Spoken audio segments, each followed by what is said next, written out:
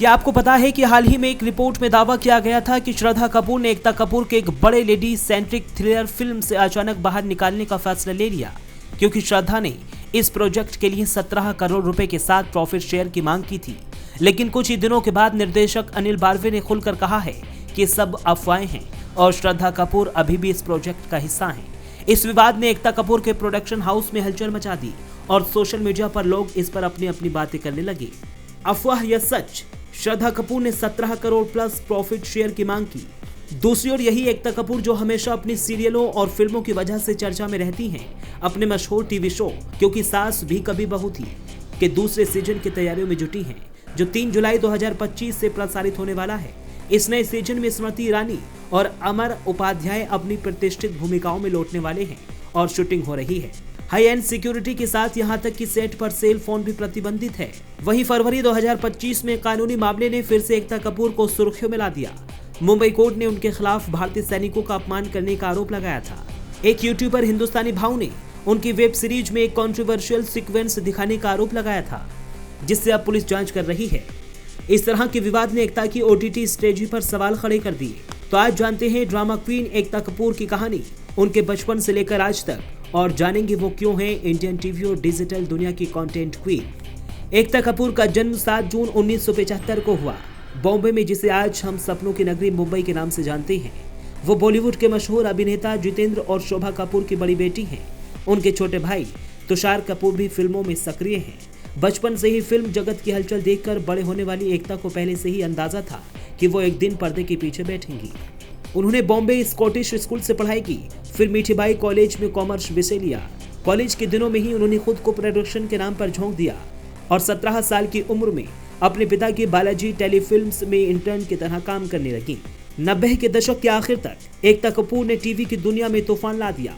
साल 2000 से 2001 में उनकी कंपनी के पास लगभग 30 घंटे का प्रोडक्शन था और उनके 34 धारावाहिकों में से 20 ने प्रमुख चैनलों पर नंबर 1 TRP हासिल की। इन धारावाहिकों में से सबसे बड़ा धमाका था क्योंकि सास भी कभी बहू थी। स्मृति ईरानी ने तुलसी का किरदार निभाकर घर घर में पहचान बनाई।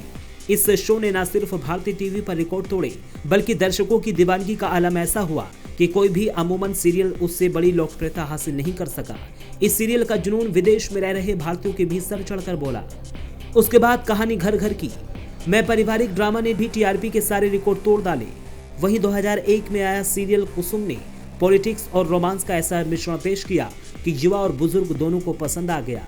और फिर 2019 में पवित्र रिश्ता, 2013 में ये है मोहब्बतें जैसे धारावाहिकों ने पारिवारिक भावनाओं को और भी गहरा रंग दे दिया। इन सभी कामयाबियों ने एकता कपूर को टेलीविजन क्वीन का तगमा दिलाया, पर सच्चाई ये है कि इन शोज के पीछे उनकी मेहनत और कंटेंट को समझने की अद्भुत क्षमता थी। टीवी पर राज करने के बाद एकता ने 2001 में फिल्मों में कदम रखा। साल 2001 में उन्होंने क्योंकि मैं झूठ नहीं बोलता, 2003 में कुछ तो है, 2004 में कृष्ण कॉटेज जैसी फिल्में बनाई, लेकिन इनमें से कोई भी फिल्म बॉक्स ऑफिस पर ऐसे धमाके से नहीं चली जैसे उम्मीद थी।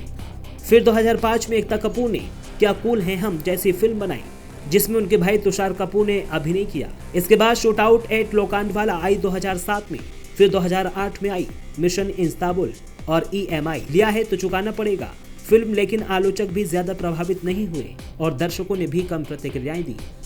2010 से 2014 के बीच उन्होंने love, sex aur Dhokha, once upon a time in Mumbai, Shor in the city जैसे बॉलीवुड फिल्मों का प्रोडक्शन किया। इनमें once upon a time in Mumbai ने आलोचकों से सराहना पाई, पर व्यवसायिक दृष्टिकोण से संतोषजनक नहीं रही।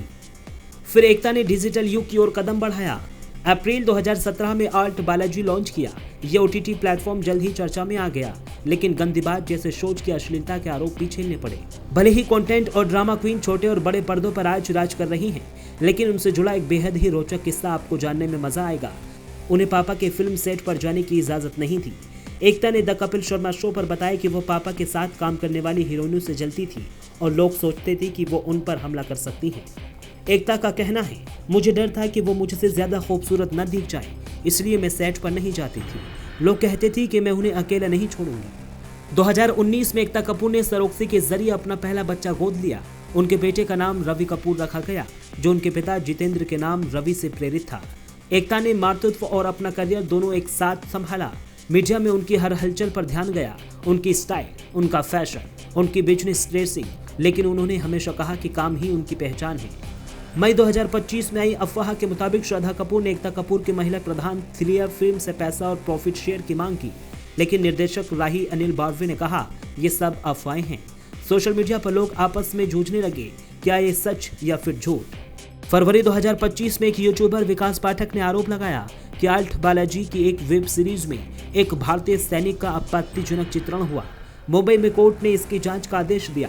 इस मामले ने एकता की ओटीटी कंटेंट पर सवाल खड़े कर दिए। एक क्रिप्टिक वीडियो में एकता ने कहा था कि अगर कोई कलाकार मेरे कंटेंट से नाखुश हैं तो चुप रहें। इसे लेकर राम कपूर ने तंज कसा और उनकी पत्नी गोमती कपूर ने सोशल मीडिया पर आकर कहा ऐसा व्यवहार सही नहीं है। इस पूरे घमासान ने दिखाया कि अक्सर एकता की सोशल मीडिया पोस्ट बहस का हिस्सा बन जाती हैं। गंदी बात जैसी सीरीज पर कई बार अश्लीलता के आरोप लगे, लेकिन एकता ने हमेशा कहा कि वह भारतीय दर्शकों की बदलती पसंद को ही दिखा रही है।